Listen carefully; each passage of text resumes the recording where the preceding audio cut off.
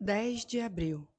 Sinto-me tão transtornada que não tenho sequer a possibilidade de juntar as ideias. Estou esperando Mirella, é meia-noite. Toda hora vou à janela, não consigo ficar parada. Voltei do escritório de táxi, acreditando chegar a tempo de falar com ela antes que os outros voltassem para casa. Mas Ricardo já tinha chegado e me disse que ela havia telefonado para avisar que não viria jantar. Desnorteada, estive prestes a lhe revelar o que soube. Consegui me conter e tive forças para não dizer a Michele. Quero ouvir a própria Mirella antes de tomar qualquer providência. Hoje estava na sala de Guido e ele falava ao telefone. Dizia a alguém que para tomar determinada decisão queria saber a opinião de Barizelli, que não está em Roma. E Cantone também não está, comentou. Eu lhe fiz um aceno, mas ele não compreendeu. Quando desligou, eu lhe disse, com certo constrangimento, que Cantone já estava de volta. Ah, ainda bem, ele disse, e acrescentou. Parece que foi a Nova York para se separar da mulher. Dei um grito dentro de mim, mas fiquei petrificada. Sabia disso? Ele perguntou. E eu fingi estar distraída. Mantive o lápis sobre o papel como se pensasse em alguma coisa que devia escrever. Perguntei-me se não era o momento de lhe contar tudo, de pedir sua ajuda. Mas havia algo que me impedia.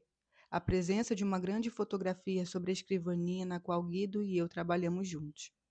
Mostra uma mulher ainda jovem, com um fio de pérolas no pescoço e duas crianças, uma de um lado, uma de outro, às quais ele se apoia ao abraçá-las. O retrato está ali há tantos anos que eu já não prestava mais atenção neles. 12 de abril. Ontem não escrevi, embora me teria sido proveitoso, ao menos para refletir com mais calma. Durante todo o dia me perguntei qual deve ser minha atitude perante Mirella. Me perguntava, sobretudo, se seria conveniente lhe apresentar uma alternativa que não deixe margem para dúvida e dizer: ou você interrompe qualquer relação com esse homem, ou sai de casa. Se não lhe disse isso terça-feira à noite, foi porque temia que ela fosse embora sem pestanejar. Aliás, ela mesma se ofereceu a ir. O advogado Barizelli lhe propôs trabalhar no escritório dele em tempo integral e também não somente à tarde, como agora. E se ela aceitasse, ganharia mais de 50.000 liras por mês. Mal lhe bastariam para viver, mas sei que Mirella é capaz de qualquer sacrifício para não ceder. Essa consideração me impediu confrontá-la com uma escolha que temo já não saber qual seria. Pelo mesmo motivo, não mencionei o assunto com Michele. Avaliei a possibilidade de pedir à minha mãe para conversar com ela. Depois me convenci de que isso seria apenas para desgastá-la. Somente alguém que não tivesse um interesse direto, um amigo, poderia lhe falar. É triste ter dado tantos de nós mesmos aos filhos para, no fim, reconhecer que as únicas pessoas nas quais eles não têm confiança somos justamente nós. Sabina era a única que ela escutaria, mas me parece humilhante recorrer a uma jovem daquela idade, e mais, duvido que ela esteja disposta a me ajudar. Esgotada por tantas incertezas e ainda abalada pela informação recebida e pela conversa com Mirella, ontem à noite fui dominada por uma invencível vontade de dormir longamente para adiar a solução desse problema. Antes do jantar, disse a Mirella: esta noite você não sai, entendeu? Não sai de jeito nenhum. Esperava que ela se rebelasse e que, desse modo, os acontecimentos tomassem um rumo natural, inevitável. Só que ela respondeu: está bem, mamãe. E foi telefonar para desmarcar o compromisso. Mas é justo essa condescendência, tão insólida nela, que me preocupa, já que a facilidade com a qual renuncia a um breve encontro demonstra o quanto seu vínculo com aquele homem é sólido e duradouro. Sua calma me afligiu desde o primeiro momento, terça-feira à noite, e me tirou a possibilidade de agir com igual calma. Eu havia abrido a porta cautelosamente. E não sei por que, imaginava-a pálida, com os cabelos desalinhados, os olhos descorados. Contudo, ela voltou pouco depois da meia-noite e estava fresca, arrumada, como quando havia saído. Fechou a porta de casa tranquilamente e, ao me ver na soleira da sala de jantar, sorriu, mas a expressão do meu rosto a congelou. Parou com a mão na maçaneta e me olhou me interrogando. Entre, ordenei baixinho. Ao passar diante de mim, mesmo se fingindo de tranquila, ela se afastou, como se temesse apanhar. Foi seu temor que me instigou. Me aproximei e lhe dei um tapa. Sobressalta, ela regalou os olhos sem protestar. Você sabia que ele é casado? Sabia? Perguntei. Ela me encarava aterrorizada, de modo que me iludi imaginando que ignorasse a verdade. Sabia? Insisti, triunfante e maligna. Ainda com a mão sobre a face avermelhada pelo tapa e sem tirar os olhos de mim, Mirella sentiu. Então agarrei-a pelo braço e a sacudi com violência.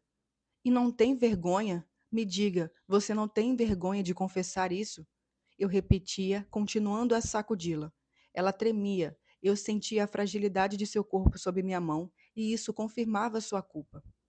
Chega, agora chega, eu dizia. Não admito, tenha vergonha, tenha vergonha. Eu estava desesperada, sentia que falava com Michele, que pronunciava palavras praticamente desprovidas de sentido, mas eram as únicas com que socorriam naquele momento.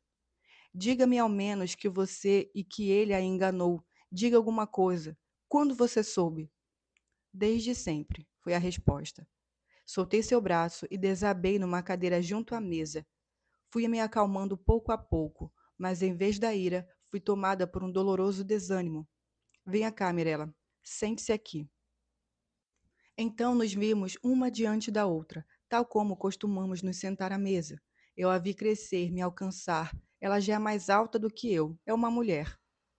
Você não pensa em nós às vezes? Perguntei. Ela nada dizia. Em todos os sacrifícios, todas as renúncias que fiz por você, tantas que você nem imagina. Eu pensava em Guido naquele momento e achava que ela deveria compreender pelo tom da minha voz que se tratava de uma renúncia importante. Sim, ela respondeu, após uma pausa. Desde o primeiro dia eu lhe disse que se você quisesse eu iria embora daqui. Falava num tom sério e amargurado que me desamava. Para onde você iria? Perguntei com ternura, balançando a cabeça. Sem olhar para mim, ela continuou. Não se preocupe comigo. Diga apenas se você quer que eu vá embora. Estava pálida. Via-se que sentia medo. Você ficaria feliz, Mirella? Perguntei, evitando instintivamente responder a ela. Sem nós, sem sua mãe, sem tudo o que um dia tem sido sua vida até agora, diga, ficaria feliz? Ela hesitou um pouco e depois afirmou quase num sopro. Não sei. Eu lamentaria muito deixar vocês. Ao ouvi-la dizer somente eu lamentaria, senti um arrepio de revolta. Mas talvez me adaptasse facilmente, ela continuou.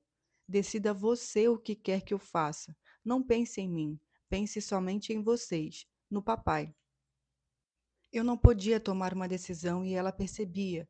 Temia, aliás, que apostasse nisso e que sua calma resultasse de um cálculo. Perguntei afetuosamente: Você diz isso por acreditar que não pode agir de outro modo? Que não tem escolha? Mas não é assim. Sempre se pode remediar tudo, ao menos evitando um dano maior. Você se tornou amante dele, não? Ela corou violentamente e respondeu: Isso só interessa a mim. Então perdi de novo o controle. Descarada! Exclamei. Não tem vergonha de falar assim? Não, ela respondeu peremptória. E de qualquer modo, fosse qual fosse a minha resposta, não mudaria nada. Você pode me impor sua vontade por uns poucos meses ainda. Pode me trancar num cativeiro ou me expulsar de casa. Você tem pleno direito de fazer isso ou eu vou obedecer. Essas são as relações entre nós duas. O resto só interessa a mim. Aniquilada por tanta frieza, eu retruquei. Então a moral não tem importância para você? Ela ficou um momento em silêncio e depois disse em voz baixa: Olha, eu reflito muito, acredite. Me pergunto continuamente o que é o bem e o que é o mal. Você sempre me acusa que sou cínica, fria, mas não é assim. Na verdade, sou diferente de você. Só isso. Já lhe repeti muitas vezes. Você tem a possibilidade de confiar nos modelos convencionais do bem e do mal. Tem mais sorte. Eu, porém, preciso revê-los segundo o meu juízo antes de aceitá-los. Mas qual pode ser o seu juízo aos 20 anos? Exclamei com raiva. Você deve confiar naqueles que já têm experiência, recorrer a eles. Ela sorriu. Se fosse assim, nada jamais mudaria. tudo se transmitiria intacto de geração a geração sem melhorar. Ainda se venderiam escravos em praça pública, não acha? É justamente agora que eu posso me rebelar. Aos 40 anos, quando já serei velha, não vou mais poder fazer uma coisa. Vou preferir ficar sossegada. Estive prestes a dizer que, pelo contrário, é justamente aos 40 anos que a pessoa se rebela, mas não sei se é verdade, e também Mirella é muito mais culta do que eu, e vive citando nomes de livros que me desmentem. Então preferi perguntar: Você não é religiosa, Mirella? Ela hesitou um momento antes de responder e depois disse: Acho que sou. Pelo menos tenho sido até agora. Mas não sei explicar. Bem, agora vou saber se minha fé é mais forte do que algumas das minhas ideias, alguns dos propósitos que a religião condena. Compreende? Em suma, hoje eu devo aceitar a consistência da religião que vocês me impuseram quando eu era menina. Até o momento era fácil ser religiosa. Agora, agora é muito diferente. Se quisermos considerar a religião como um compromisso sério que deve regular nossas ações, e se não nos contentarmos com isso, ir à missa ao meio-dia aos domingos, talvez um chapéu novo. E então? Perguntei ansiosamente. Parecia-me que a partir da sua resposta eu compreenderia se ela é ou não amante de Cantone. Isso também só interessa a mim, mamãe. Neste particular, realmente não se pode seguir o exemplo dos outros sem convicção. O fato de ela não parar de refletir me dá medo e, sobretudo, me inspira piedade. É inútil pensar muito. Os dias seguem igual seu curso, com indiferença. Mirella parece presa numa máquina cruel que a esmagará. Ainda tentei fazê-la reconhecer seu erro. Aconselhei-a a escrever uma carta àquele homem anunciando sua intenção de não o ver mais. Depois você ficará mais contente, acredite. Eu me revia na cafeteria, dizendo a Guido que não é possível, e me perguntava se, depois, havia de fato me sentido mais contente. Quer que eu fale com ele em seu nome? Me ofereci. Você nunca terá coragem. É natural. Basta ser mulher para compreender isso. Quer? Pensei muitas vezes em ir eu mesma avisá-lo, para ajudar você. Ele não acreditaria. Ela objetou com um sorriso. E se de qualquer modo eu a desmentiria num instante depois?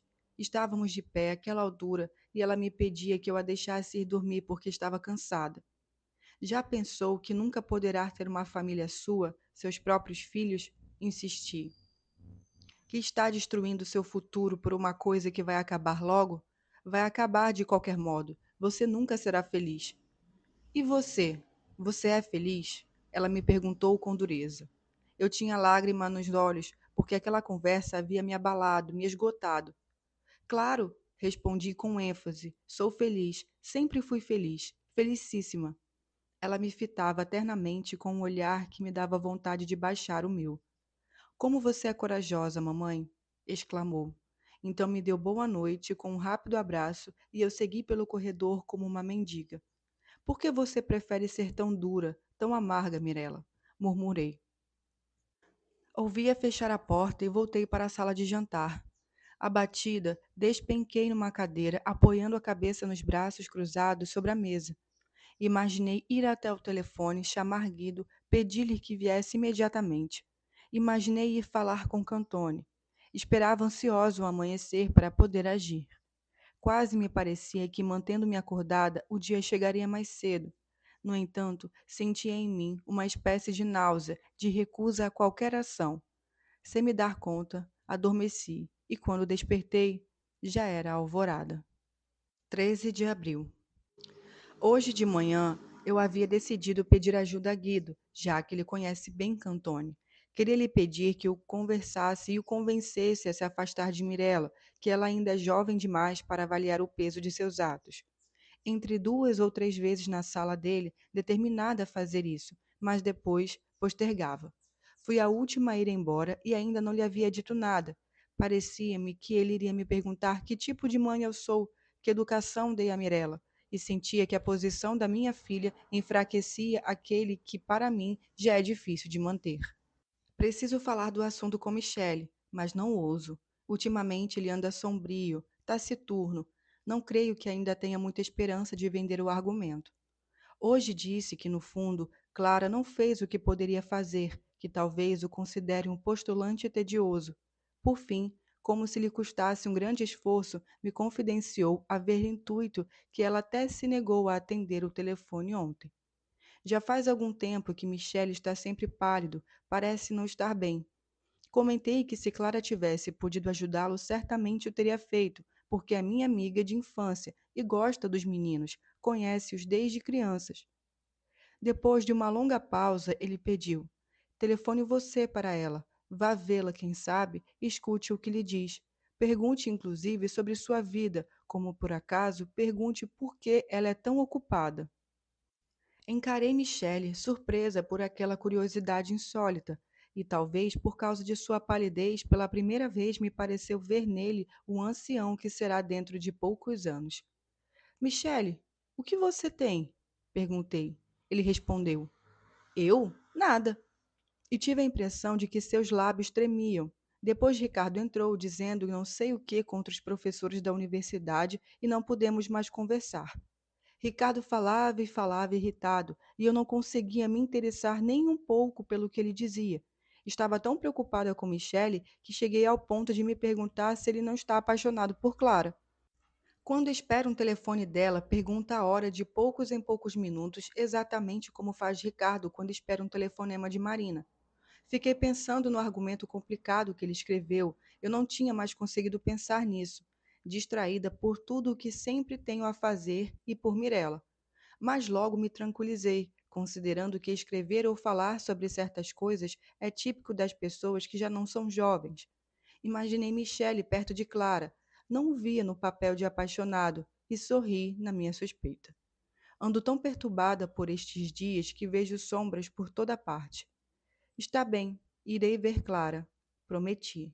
E ele me perguntou ansiosamente: quando? Por que você não vai esta noite? Telefonei a Clara, só que ela disse que a noite está sempre ocupada. Irei na próxima quarta-feira para almoçar. Michele queria saber o que Clara havia dito a seu respeito. Ela, porém, não tinha mencionado, não tinha sequer dito saudações a Michele.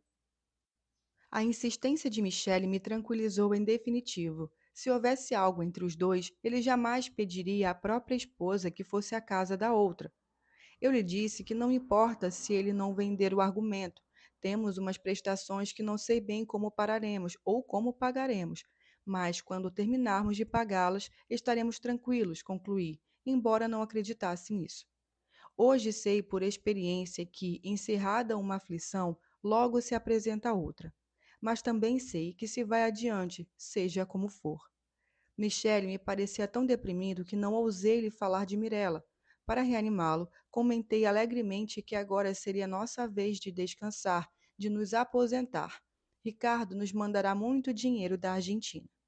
Mas Michele se ressentiu, disse que não tem nem 50 anos e por isso ainda está longe do momento de se aposentar. Ficou mesmo ofendido, não compreendeu que eu estava brincando. Quando me aproximei para abraçá-lo jovialmente, me repeliu com um gesto brusco na mão.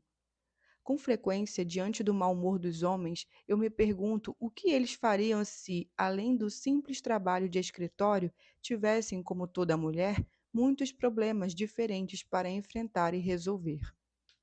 16 de abril. Hoje de manhã, por volta das 11, o contínuo veio à minha sala com um cartão de visita no qual se lia: Alessandro Cantoni, advogado. Tive um sobressalto e meu coração disparou, enquanto eu me perguntava se devia recebê-lo assim, de repente.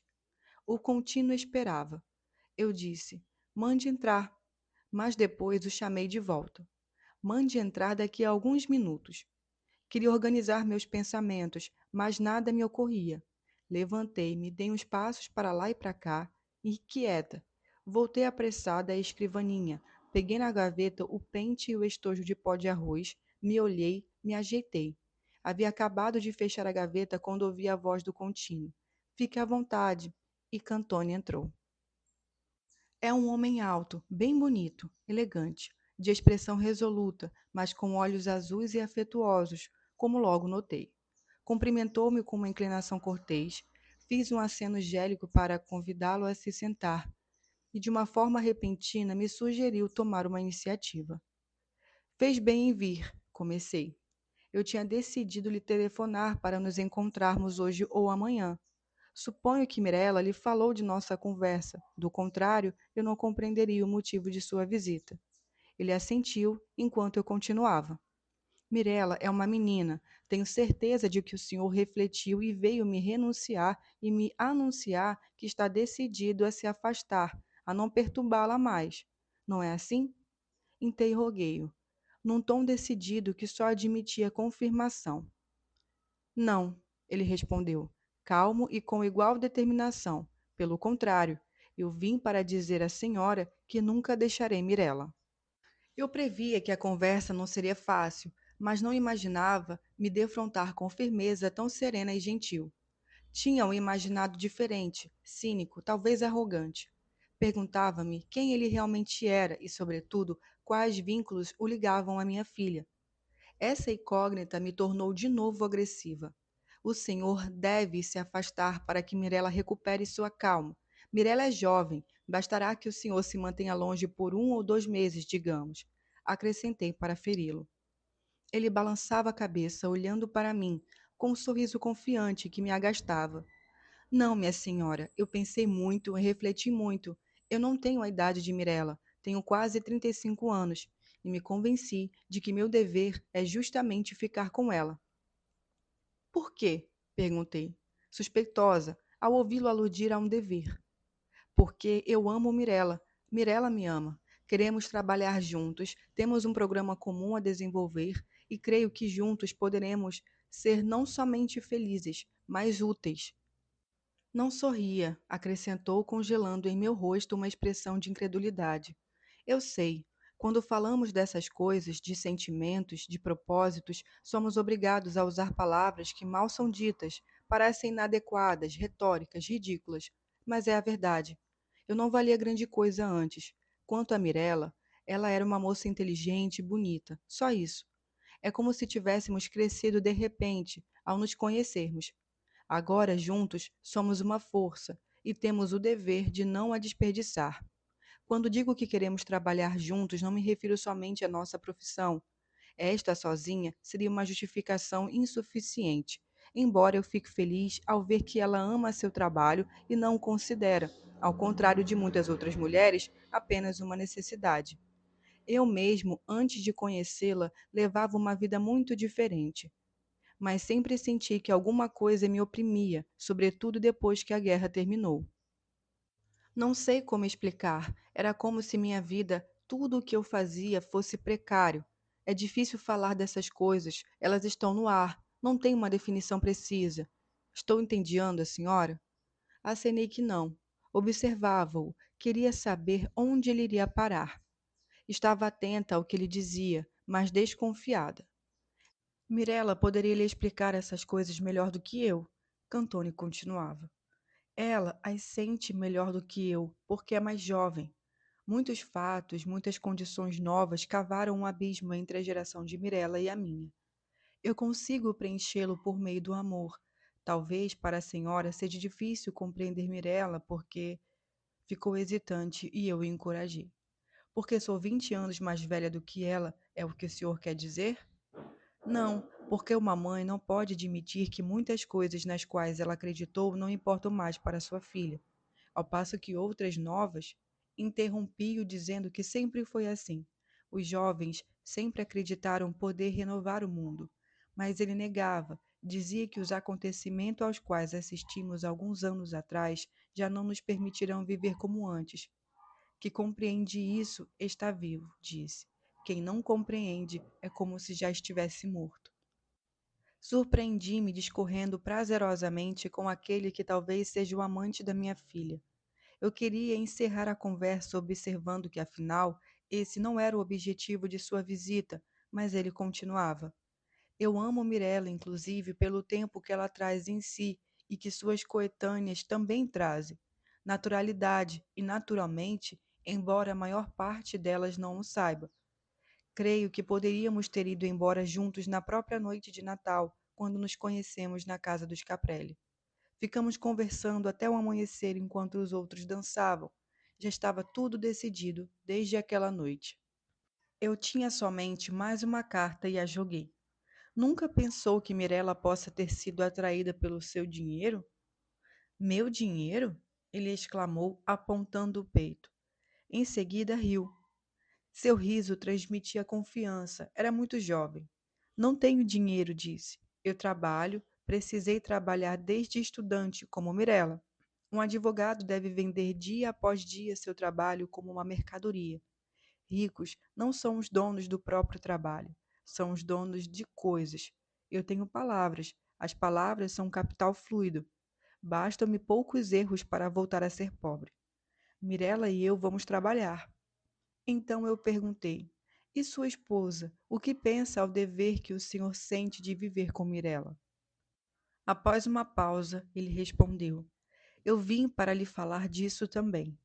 O que lhe dei não é importante para Mirella nem para mim, mas sei que servirá para tranquilizar a senhora. Explico. Conheci Evelyn, minha esposa, em Roma, em 1946. Fizemos muitas viagens juntos. Ela me atraía porque é americana e representava um mundo diferente do meu. Parece ingratidão que eu diga somente isso sobre ela, mas é verdade. Depois fui encontrá-la na América. Achei que juntos ainda nos divertíamos. Ela ri bastante, é arguta, vivaz. E eu não sabia que existia uma moça como Mirella. Nós nos casamos. Mas quando voltamos a Roma, as únicas coisas que tínhamos em comum, viajar, beber, nos divertir, logo se consumiram. Evelyn até começou a falar italiano, acrescentou sorrindo. Entre nós permanecia apenas o que tínhamos de diferente. Foi um ano dificílimo. Por fim, ela partiu dizendo que voltaria depois de alguns meses. Sempre que escrevia, adiava sua vinda. Eu sempre temia que anunciasse seu retorno. Passaram-se cerca de 3 anos e ela não voltou. Depois conheci Mirella. Descobri Mirella. É difícil fazer uma mãe compreender que sua filha é uma criatura extraordinária, mas por intermédio dela descobri a mim mesmo, minhas possibilidades, minha vida. Eu não acreditava que fosse possível conversar com uma mulher como se conversa com um amigo, de igual para igual. É realmente toda a vida contida no âmbito de duas pessoas, não mais somente uma brincadeira com uma bela jovem, como havia sido com Evelyn. Então decidi ir à América para me divorciar. Num impulso de contentamento, perguntei se Mirella sabia disso. Ele respondeu que Mirella sabe tudo sobre ele. Fui a Richmond para 2 semanas atrás. Mirella temia que eu não voltasse, estava desesperada no aeroporto. Ali, eu constatei que não tinha percebido o momento difícil que minha filha havia passado. Fiquei lá somente por alguns dias, continuou Cantone, para pedir a Evelyn que solicitasse o divórcio. É claro que ela concordou, e livres daquele vínculo que nos condenaria à solidão ou à infelicidade, nos despedimos como bons amigos. Ali em Richmond, compreendi a diferença profunda entre Mirella e Evelyn, uma das muitas, mas é que talvez resuma todas, a saber, Evelyn se expressa por meio de coisas e Mirella por meio de ideias. Durante aqueles dias, me parecia haver perdido para sempre o prazer de conviver que Mirella e eu temos em comum. Quando voltei, era como se eu não tivesse reparado nem respirado em nenhum momento, bebido em nenhum momento, por todos aqueles dias. Ele ria e eu sorria olhando. Eu tinha uma sensação de absoluto bem-estar, de paz. Perguntei quanto tempo levariam esses trâmites, quanto eles casariam. Não sei, ele respondeu.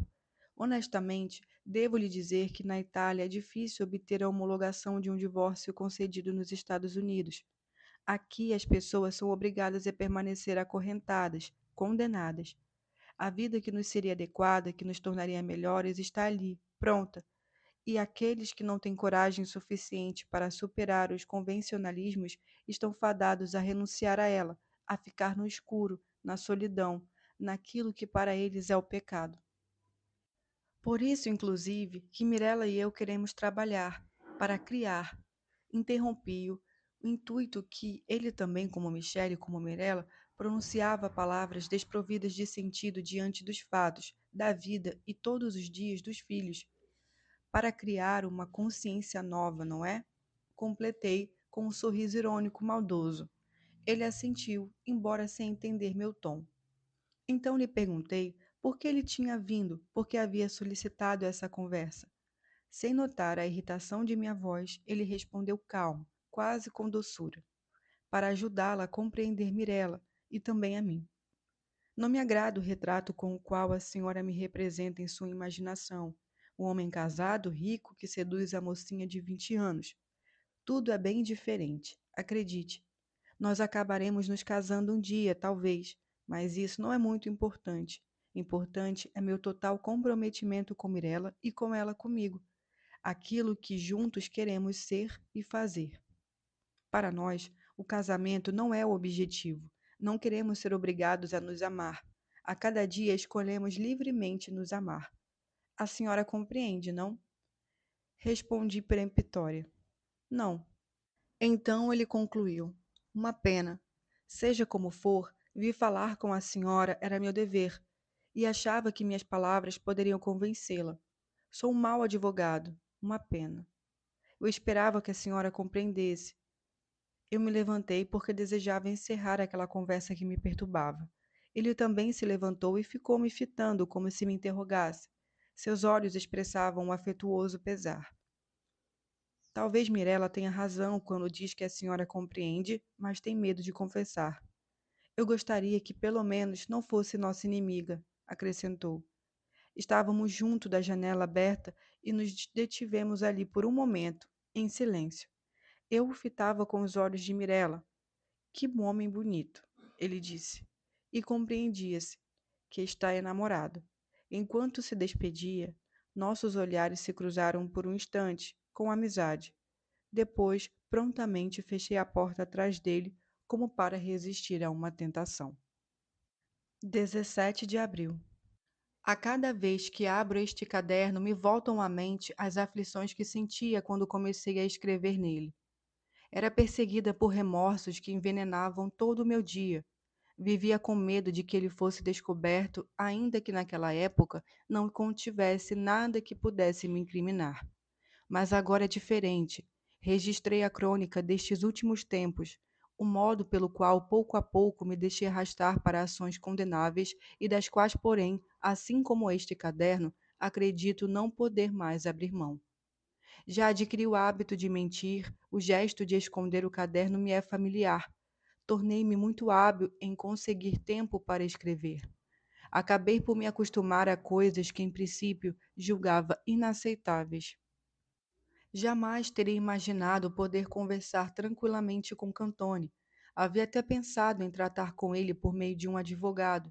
E ontem, no entanto, acompanhei-o até a porta e me surpreendi estendendo-lhe a mão para me despedir, como faria um amigo. Depois, ao voltar à minha sala, ao rever a poltrona onde ele sentara, o cinzeiro com as gâmbias de cigarro que ele havia fumado, um indomável aturdimento me invadiu e eu não sabia se devia atribuí-lo às intenções de Cantone e Mirella, ou antes, a muitas outras coisas que ele havia dito e que diziam respeito à minha vida, tanto quanto à de minha filha. Corri à sala de Guido. Estava vazia. Como todos os dias, o contínuo havia fechado as venezianas para que o sol não desbotasse as belas poltronas verdes, e o aposento, na penumbra, mostrava-se triste, desolado. Não conseguia me conformar que Guido tivesse saído sem se despedir de mim.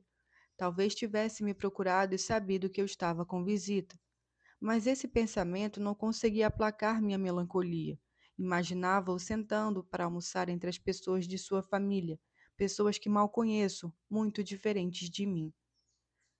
Do cabide prendia o impermeável dele. Acariciei-o, abracei-o, buscando algum conforto. Estava gelado e sequer emanava o bom odor de lavanda que Guido traz consigo quando chega ao escritório e que há anos é para mim o próprio odor da manhã, o início do dia de trabalho. Aninhei a cabeça naquele frio impermeável, como se o fizesse no côncavo de seu ombro. Não consigo mais ficar sozinha. Desde quando decidi que não é possível, me esforço para não notar os olhares afetuosos de Guido, suas atenções. Finjo esperar que sua atitude em relação a mim volte a ser aquela amigável de antes, que ele esqueça tudo o que me disse e me convenço de jamais tê-lo feito compreender meus sentimentos para além do limite de uma momentânea comoção. Ontem, porém, o abandono em que me encontrava, depois da difícil conversa com Cantone, me amedrontava. Temia que, ouvindo a meus apelos, Guido tivesse realmente me esquecido. Senti medo de voltar para casa. Queria escapar às tarefas que me esperavam. Me parecia não poder enfrentá-las com o equilíbrio necessário. Não tinha vontade de encarar Michele, que exige por parte de todos o respeito a seu mau humor, nem Ricardo, que voltou a ficar descontente e culpa a nós e o governo pela escassez de seu dinheiro, que ele, com relutância, se propõe a remediar. Não tinha vontade de ver Mirella, sobretudo. Não poderia deixar de lhe falar de Cantone e não conseguia compreender muito bem o que aquela visita significava. Gostaria de dizer a ela: faça o que quiser, deixe-me em paz. Estou muito cansada. Sentei na poltrona de Guido e telefonei para casa a fim de avisar que não voltaria para o almoço, pois tinha muito trabalho.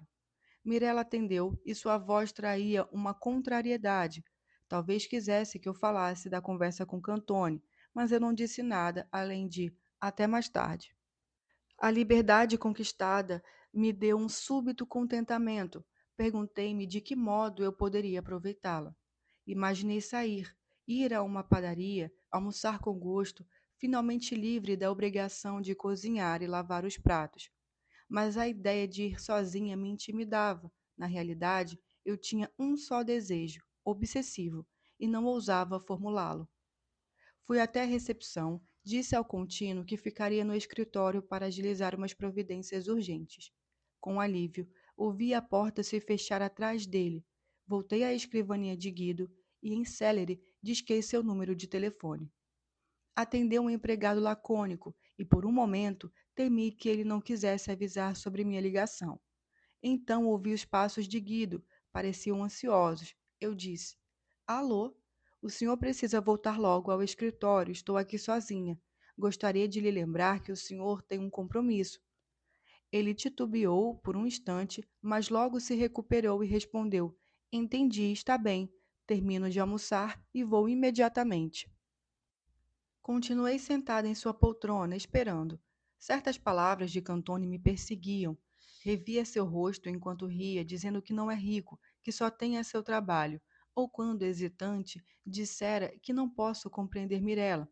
Irritava-me o tom seguro com o qual pronunciava o nome de Mirella, como se o tivesse inventado, como se lhe pertencesse.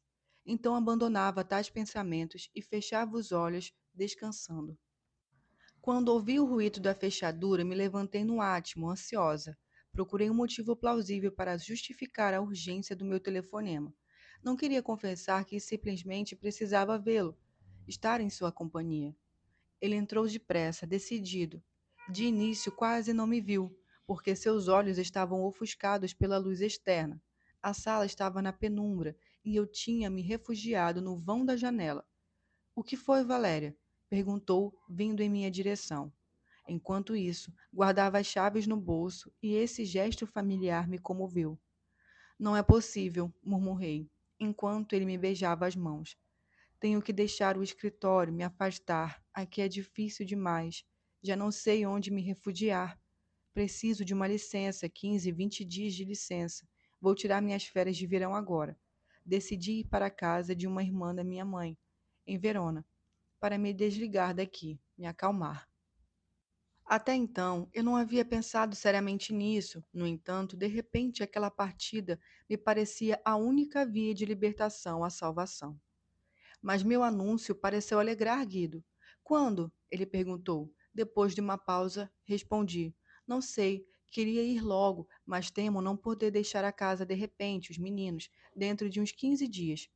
Ele se afastou para folhear seu calendário na escrivaninha. Quando voltou para junto de mim, segurou de novo minhas mãos e, me fitando amorosamente nos olhos, disse: Daqui a 2 semanas eu devo estar em Trieste. Só preciso ficar um dia em Trieste. Na volta, posso parar em Veneza. 3 dias até 5. Verona fica muito perto. E acrescentou baixinho: 5 dias em Veneza. Desde o momento em que ele pronunciou essas palavras, não tive mais paz. A culpa é minha. Não deveria ter chegado a esse ponto. Não deveria ter lhe telefonado, fazê-lo ir ao meu encontro no escritório, onde eu estava sozinha. Desabei na poltrona ao lado. Pensava que ele havia dito Veneza porque é muito próximo a Verona, mas poderia ter dito Pádua ou Vicenza. Que poderia que ele havia lido meus pensamentos, que conhecia aquele desejo que me consumia, e senti já não ter como fugir. Eu dizia: não, não, com o rosto tenso, aterrorizada por suas palavras. Ele me pedia que eu não respondesse logo, suplicava que não fizesse isso, dizia que tenho tempo para pensar. Ele fará o que eu quiser, sem insistir. Disse também que devo ter confiança nele, em sua afeição, e enquanto isso me abraçava ternamente. Aflorava minhas têmporas com os lábios, murmurava que não podemos renunciar ao amor, à felicidade, temos direito a ela. Pleno direito, repetia. Sentia que com essas palavras ele aludia a alguma coisa de sua vida que eu não conhecia. Pensava: chega de Mirella, chega de Ricardo. Oh, chega, chega. Quando o contínuo voltou, nos surpreendeu próximos, na penumbra. Mas eu estava tão absorta que seu olhar espantado sequer me alcançou. Àquela altura, eu acreditava já estar no trem. Em casa, Mirella, ao me ver pensativa, me puxou à parte e perguntou: é culpa minha, mamãe? Acenei que sim com a cabeça. Ela acrescentou nervosa: foi Sandro quem insistiu em lhe falar. Eu sabia o que isso significaria para você. Discutimos um pouco, mas no fundo aquilo não importava em nada. Ela confirmou o que Cantone havia dito e notei que os dois usavam as mesmas palavras. Vou falar com seu pai, avisei. Mas hoje não tenho forças para isso. Ele decidirá. Talvez seja bom que você vá embora mais adiante. Estamos habituados a viver segundo certos princípios. Podem ser falsos e antiquados, como você diz, mas não podemos mudar. Mais uma vez, eu me espantava por vê-la agir com frieza, sem pedir perdão e sem invocar uma como desculpa a cegueira da paixão. Quando éramos noivos, eu pecava com Michele, mas fingia fazê-lo de má vontade, arrastada por ele, sem consentir. Foi assim, inclusive, que nessa noite de núpcias e depois, sempre que ele me procurava à noite. Se eu fosse a Veneza, talvez chegasse lá fingindo não saber por que fui, nem naquilo que fatalmente aconteceria. Essa é a diferença entre Mirella e eu. Me parece que aceitando conscientemente certas situações, ela se libertou para sempre do pecado. Gostaria de lhe perguntar se tem consciência e paz de espírito, mas não podemos continuar conversa porque Michele voltou e eu tive de preparar o jantar enquanto ele me cercava explicando tudo o que devo dizer a Clara amanhã. Teme que eu não me lembre. Respondi que estou ansiosa por ter notícias sobre o argumento, porque se conseguir uma licença no escritório, eu gostaria de passar uns dias em Verona, com a tia Matilde. Achei que Michele compreendia logo de que se trata. Esperei que me proibisse de partir. Longe disso, ele comentou que a viagem me faria bem. Então acrescentei que em Verona eu tinha a intenção de ir até Veneza. Ele assentiu. É uma boa ideia. Você pensa nisso há muito tempo, deseja muito. Compreendi que qualquer coisa que eu dissesse não mudaria nada àquela altura. Mesmo que eu confessasse que o diretor também irá a Veneza, ele acharia natural. Lembrei a noite em que ele mencionou o que sentia quando o diretor me trazia em casa e ele, da janela, me via descer do automóvel. Agora não me vê mais nada, não me vê mais. Há os filhos entre nós, e Marina e Cantone, e todas as montanhas de pratos que lavei, e as horas que ele passou no escritório, e as vezes que eu passei no escritório, e todas as sopas que eu servi, como fiz ontem à noite, enquanto o vapor me embaçava a vista. Ao mesmo tempo, pensei que não viajo há muito, só tenho uma velha mala de papelão. Vou precisar usar a grande, de couro, a de Michele.